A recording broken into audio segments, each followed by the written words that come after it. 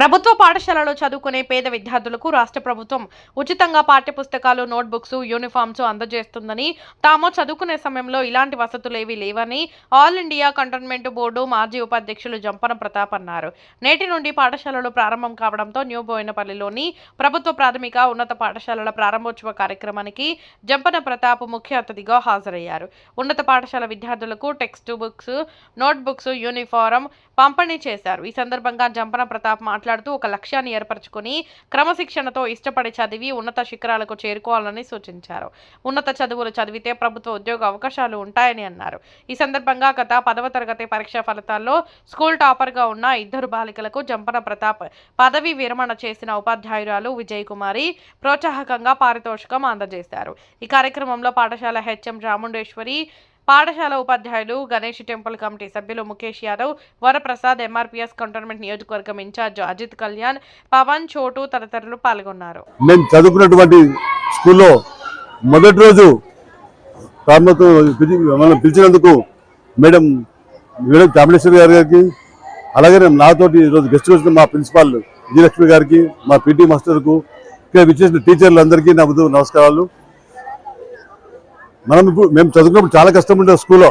ఈరోజు స్కూల్లో గవర్నమెంట్ అన్నీ చేస్తూ ఉంది, ఏం సదుపాయాలుగా చేస్తూ ఉంది, స్పోర్ట్స్ కానీ ఫుడ్ కానీ అన్నీ చేస్తూ ఉన్నది. మీరంతా పంపించి బాగా చదువుకోవాలి, మన గవర్నమెంట్కు మా కంటోన్మెంట్కు పేరు తేవాలని చెప్తా ఉన్నాను. మీకు ఏ సమస్యలున్నా, చిన్న సమస్యలు ఉంటే మాకు చెప్పండి. పెద్ద ఉంటే మా ఇప్పుడు ఎమ్మెల్యే గారు ఉన్నారు, గవర్నమెంట్ పనిచేస్తుంది, ప్రభాకర్ మా మంత్రి గారు దోస్తే ఉన్నాడు, అన్నీ ఉన్నాడు. మీరు అన్నీ మా కంటోన్మెంట్లో 18 స్కూల్స్ ఇప్పుడే ఓపెన్ అయింది కాబట్టి అందరూ మీరు మాట్లాడేసి ఒక లెటర్ ఎమ్మెల్యే గారికి ఇస్తే వర్క్ అయిపోతుంది. ఇప్పుడే పెద్ద వర్క్లు ఉంటాయి, చిన్న పని ఉంటే మాకు చెప్పండి.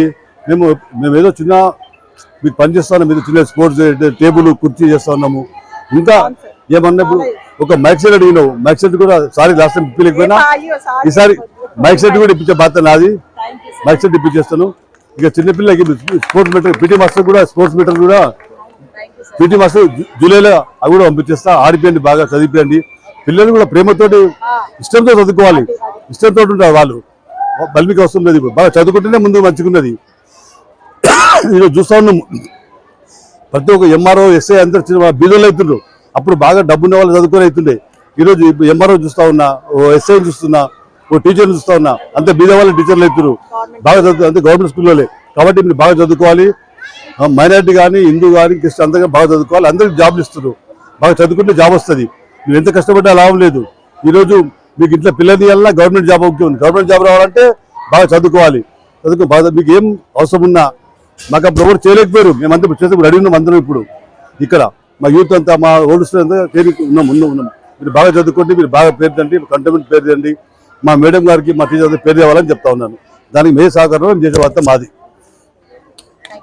నమస్కారం అండి. ఈ రోజు పాఠశాలలు ప్రతి ఒక్క పాఠశాల ఈ రోజు పునఃప్రారంభమయ్యాయి.